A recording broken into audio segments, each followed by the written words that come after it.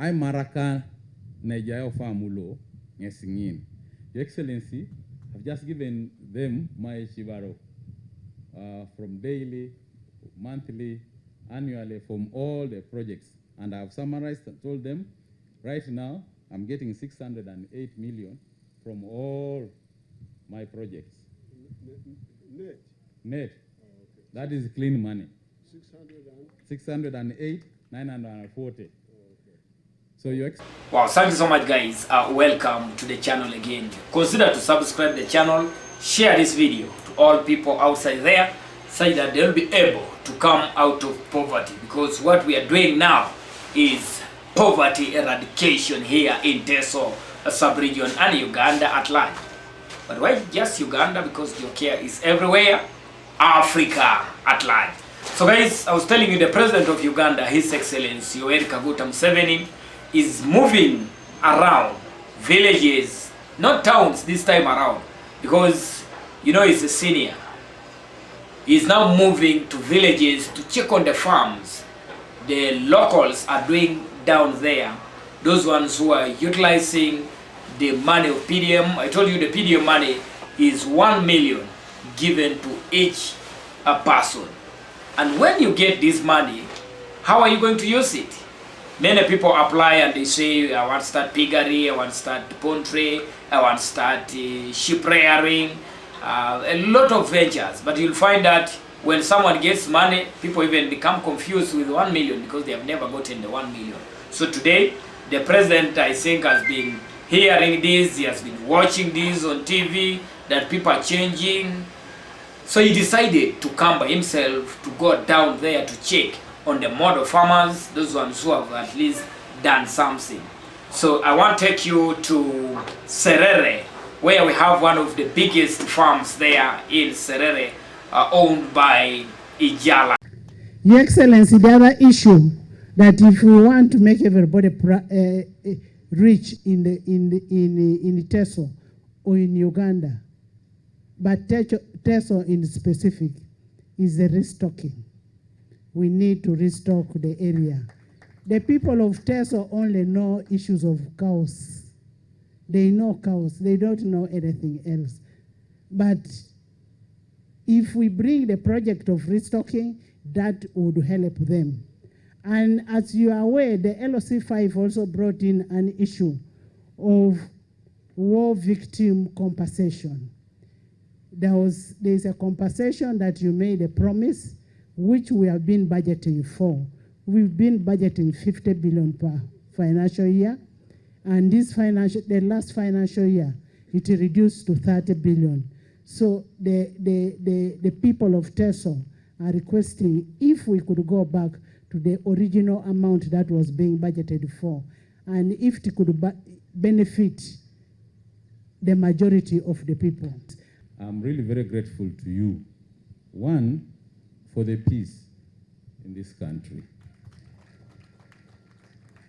Because if I was in Ukraine, I don't think I would be having those cows. And I need all of us citizens to appreciate that at least we have peace and a conducive environment to exercise our talents. So, Your Excellency, I'm really, really very grateful and very, very proud that I was able to go to that rally. Looking back now, I don't regret losing that job. I completely don't regret. Your Excellency, I also want to thank you very much for the wisdom. There are many wise people in this country, but you have wisdom, but also you are able to share that wisdom with us. There are people who have wisdom, but they don't even share with us, the young people. But for you, you selflessly give your wisdom to all of us. And that's what has caused the impact that we see today in this village.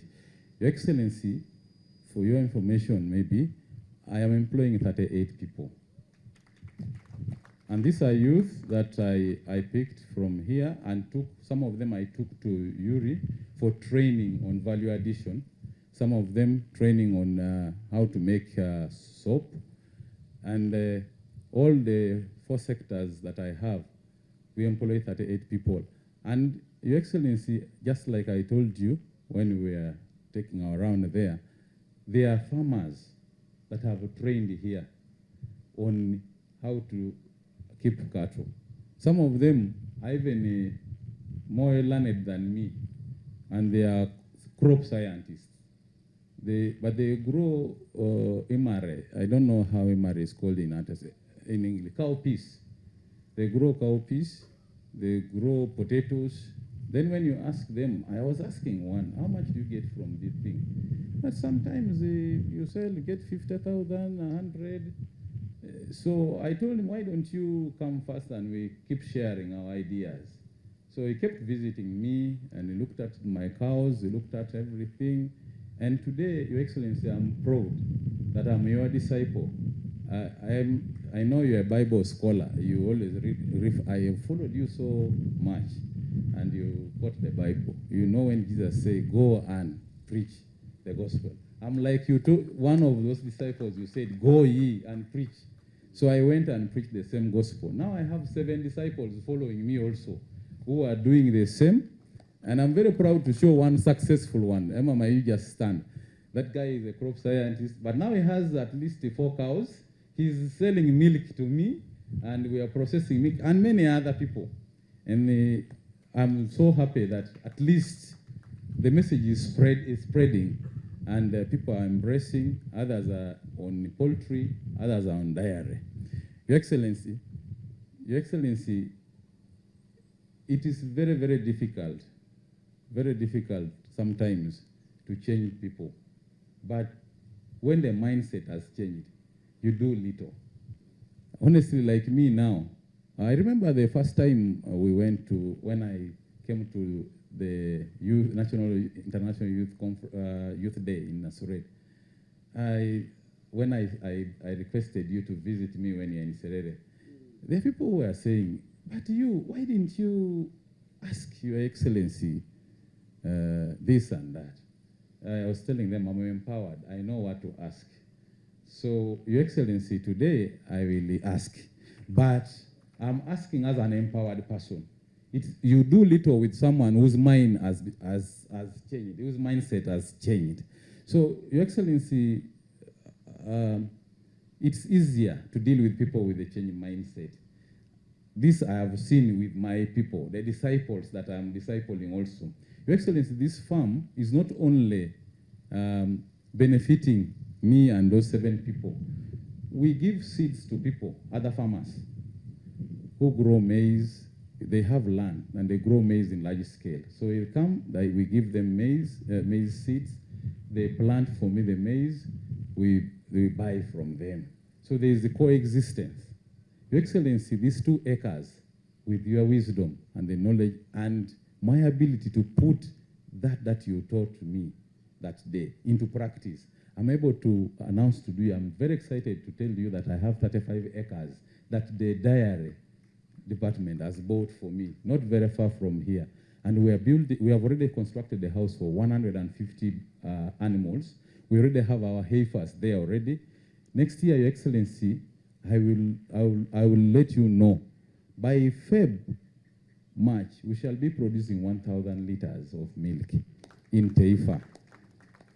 And Your Excellency, that is the only bottleneck that we have is the processing unit, the value addition aspect.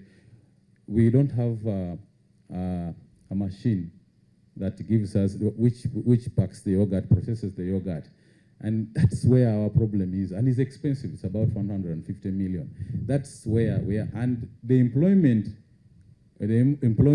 will increase because there are people that will work there. And we are now going to supply. This milk is accepted everywhere. And some members have tested. So we will be supplying this milk to other places. Your Excellency, just before I give you my Chibaro, I want to thank you again for coming. But also, I want to bring you special greetings from my daughters. I have 3 daughters. They are at school. One of them called me, actually, I told them, they call you my professor. When we are in the house, we struggle. If you are having a rally or addressing everybody, addressing the nation, I tell everybody to keep quiet because I want to listen to you. So they know you are my professor. So the girl was asking me, is it possible to come and pick me? Then I'll be the one to tell His Excellency that thank you very much for empowering my dad. That's why I'm at school now. So I told her, first finish school, you are doing exams. I will tell the Excellency your message. My daughter says, thank you for empowering her father, because now she's able to go to school. Your Excellency, as a family and people of Teso, we are so grateful. And for those who have tasted the fruit of this farm, will testify with me that we are very happy.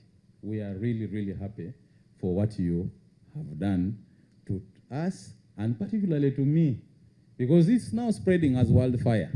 Everybody now knows that Joseph is doing this, Joseph is doing this, but all this I attribute it to you. Thank you very much, Your Excellency. I'm Maraka Najayo Famulo Ngesingin. Your Excellency, I've just given them my Shibaro from daily, monthly, annually, from all the projects. And I've summarized and told them, right now, I'm getting 608 million from all my projects. Net? Net. Oh, okay. That is clean money. 608? 940. Oh, okay. So, Your Excellency, Okay. this money can increase. Yes, it is. This money can increase. We are targeting to produce 1,000 liters, not only from me, but also from my friends whom have given this message. So our only request now, Your Excellency. But the main point is that the 600 million net is still from only 2 acres. 2.5 acres. Is that clear to you people? Before she has added the other land he has bought. Yes. So even just the 2 acres. Yeah, all this is happening here. The other side is not even bringing in cash yet. Yes. This just here. I've told you many times that leadership is like medicine. A medical doctor looks at a patient and makes a diagnosis. If the diagnosis is correct, then he makes a prescription. If the prescription is correct, then the patient will be healed. This is exactly what the NRM has been doing. Since the student days, you know, we started these arguments in the 1960s with our elders who were leading that time. On this side, you would have people like Cuthbert Obwangor and others. They were here on this side. On the western side, we had our own leaders there. Now, the line of the NRM, what became NRM, the student movement, was that this idea of prosperity for all was not clear to people. They thought it was impossible. How can all people be prosperous? One of them said, "You young boy, do you see my fingers here? Do you see that they are not the same height?" We were in Uganda Club, in that Uganda Club there. That's where the UPC people used to meet and drink and dance and so on. UPC members of parliament and Obote. Then he said, "Look, young boy, you look at my fingers here. See, some fingers are tall, some are short. That's how life is. Some people are short, some people are tall, so you can't do anything about it." So they were saying that what we were saying, that abaratakere, what we summarize here as abaratakere, is impossible. Because some people are clever, some are not clever, some are so. Richness is there, but poverty is also there. And for us, we are saying, no, anybody who gets a good message, a good analysis, a good diagnosis, and a good prescription, if he wants, because if you get a prescription medicine and you don't take it, Even if the diagnosis is correct, the medicine is there, but if you don't take it, you die. That he refused to take the medicine. Now, so when, and the leaders are really, you need to be very careful. Because if you see what happened to those independence leaders, many of they did not end up well, that generation. Because I think there's also something God doesn't like. God doesn't like to give you a chance and you don't use it for his people. And in the Bible it says so. Jesus said, when I was thirsty, you never gave me water. Fortunately, I've got my daughter who is a nun, so she can always help me. Acre. So Jesus said, when I was thirsty, you didn't give me water. Then the disciples said, but when were you thirsty, Master?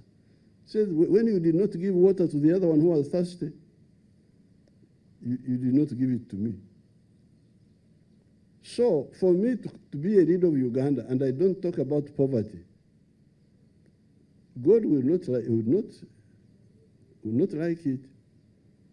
And I don't want God to chase me from when I go there. So me, when I get a chance, I talk about our diagnosis. The analysis we did was these people of 4 acres and less are endangered species. They're in trouble. These families are in trouble. If we don't rescue them now, they will be in total poverty, and there will be a problem even to the country, to themselves, but also to the country. Because remember, like Ijala with 2 acres is like one-eyed person. Because if he puts 1 acre under food crop, like cassava, for instance, for him, he's got a lot of money now. He doesn't have to grow the food. He can buy food from others. But if you can't buy food, you put 1 acre under food, you remain with 1 acre to deal with the money. Now, if you make a wrong enterprise, it is like a one-eyed person. When the one eye goes away, you are blind. So you must carefully choose and recommend an enterprise for these people. If you are lucky to be their leader by God's grace, like God has put me here with you people, I cannot recommend something that I know will not work. It's very dangerous because God will not be happy with me. So my yardstick was, what I recommend to these 4 acres and less must be high value, with a big demand within Uganda, a big demand regionally, and also internationally. This was the yardstick. You go and look on the internet, because you people, me, I'm never on the internet, never. It is almost zero. I don't look on the internet. But you go and look on the internet. The 7 activities we recommended are all, they have a big global demand. So that's why we said 1 acre for coffee, 1 acre for fruits. I saw last night a door, I was not sure about the fruits, but I will convince you. She was speaking in the TV. But the fruits you check on the internet, the fruit and fruit products are huge demand globally. 2nd acre fruits, 3rd acre pasture for dairy. This dairy here. 4th acre, food crop for the family. Because I didn't want the families to buy food. I want them to produce their own cassava, at least for food. Then in the backyard, this is the message which Ijara had at Soroto grounds. Then in the backyard, poultry for eggs. Because there, the size of the land does not matter. You have seen Ijara with the gorofa of chickens, some chicken upstairs, some chicken downstairs. And then finally, and then piggery, you people who don't mind pigs. Piggery, in the backyard also. And then finally, fish farming, which is what I want to persuade some of the artists or people to do on the edge of the fish farm, of the swamps. They should get out of the swamps, go on the periphery, and do fish farming there. So with these, I was sure the 4 acres person would be prosperous. But if you can't do all the 7, do some of them. And this is exactly that's what Ijara did. So I'm very happy. Mot. What do you say in Ateso? Slowly? Is it mot? Like the language? Oh, okay. Mot, I'm getting some disciples. Some Simon Peters, some Marcos, some Lukes. I'm gathering strength, you never know. So I'm very happy to be here to see what Ijara did. I didn't know him. This is how God works. You sow, you don't know where the seed has fallen. Now the seed had fallen on the taxi driver who escaped from prison, from work.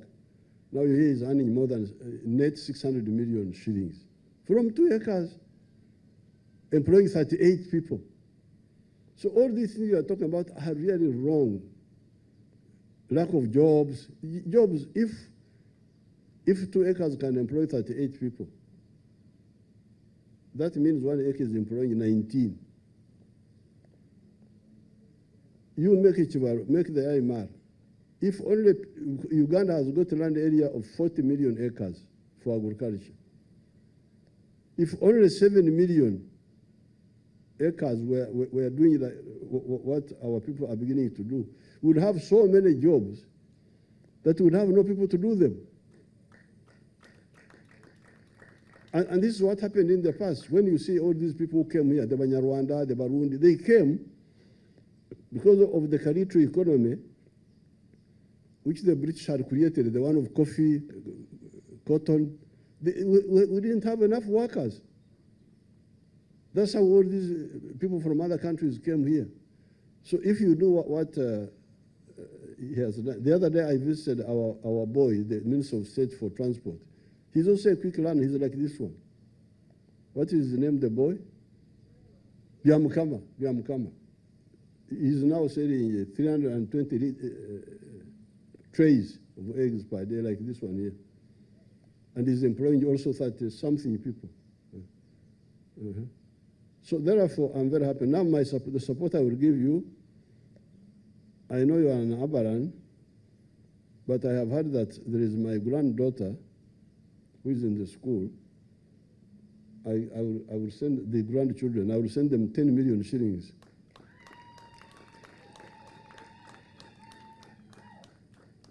And maybe they can buy 1 cow also, and an extra cow. And how much do you buy these cows? How many? How much? 6 million. 6 million. 6 million. Excellent. Yeah. So I want to buy. I don't want to give them 1 cow. You give him 12 million, 2 cows. Thank you. Thank you very much, Your Excellency. For my granddaughters. Thank you very much. But now I will support you with the 150 million